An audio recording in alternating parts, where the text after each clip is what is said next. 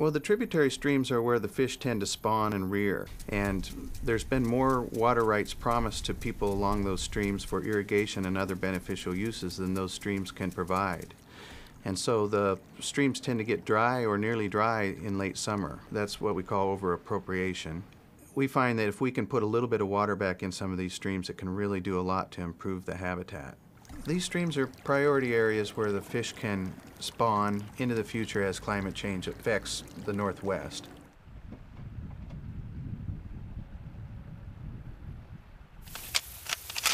Well, Pat Voigt is a fairly typical Grant County cattle rancher. He makes his living off of his herd of cattle. Pat's a great guy, and I consider him a friend.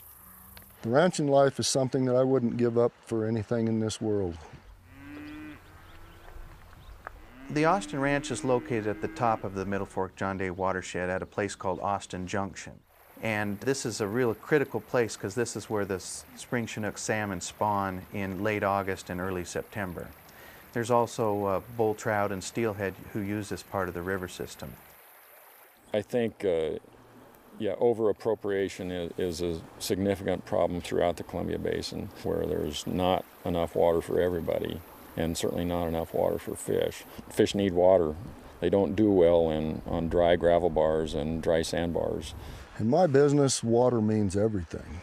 Water is gold in eastern Oregon and probably everywhere else, but in this country, water makes the difference between 1 cow for 20 acres or 1 cow per acre. Basically, it's our lifeblood, and it's something that everyone cherishes and they take care of and they protect it. So when you start to talk to people about changing the way they use water or changing their water rights, that can be something that really puts them on nerve a little bit, sets them back. The concerns that I had when I started thinking about doing a water deal were, I think, typical of any landowner and water user in the basin. Is like, wow, you're actually considering diminishing your water rights. You just don't do that. You don't give water rights up. So we had to get over that. We did it by convincing ourselves that we could still accomplish our goals by diminishing our season of water use. We just had to manage our grazing rotation a little differently. So rather than the end of September being the end of the irrigation season, the 20th of July is now.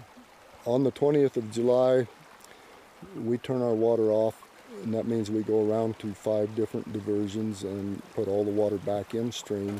The deal involved about 460 acres of water rights, or about 10 cubic feet per second of water.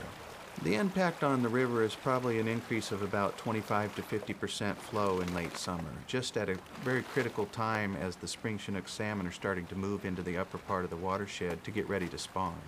I'm a fisherman too, and I like to see water in those streams. The financial reward for making this deal enabled me to experiment with some management techniques that I'd always thought about. It allowed me to put a lot of time and effort into irrigation efficiency. It's not always good to go status quo. Just because Granddad did it that way 80 years ago and your dad did it that way 50 years ago, you know, I've seen people just status quo themselves right out of business. There's no cookie cutter approach to these things, and it takes creativity, innovation, and a lot of hard work to make them come to fruition. And so a project like this might involve 2 or 3 years worth of investment on our part to make it come to reality. And so everything I do is based on my judgment of a man's word. This deal could never have happened with someone that didn't have credibility and who I trusted. The Columbia Basin Water Transactions Program, I think, is on the right track, headed in the right direction if we really are concerned about improving stream flows and fish habitat. It's an approach that makes sense to landowners. They don't feel threatened. They don't feel like someone's coming to take everything away from them. It's just giving them an opportunity to contribute something to the resource and still maintain their business.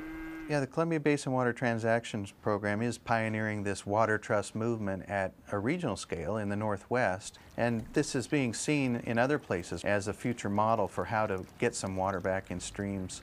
The work we do improves stream flow, but it also improves habitat for fish, it improves water quality, it improves the health of the watershed, and that's where these people live. I've come away with proud feeling that we did something that other people thought couldn't be done and shouldn't be done, and yet we did it, and it seems to be working. It's an experience I'll remember the rest of my life, and I think I developed some good friendships with Water Trust people along the way. Somewhere between $10 and $15 million of conservation investments have been made on the Middle Fork John Day, and our project here where we're putting the water in the river is really going to leverage that investment and capitalize on that in a way that's really powerful, because water's been sort of the missing ingredient in the Middle Fork. I think the future looks great for the type of work we're doing. We're building momentum, we're building relationships, we're having success, and we're demonstrating that success through our stewardship and monitoring. The rivers are healthier from this work.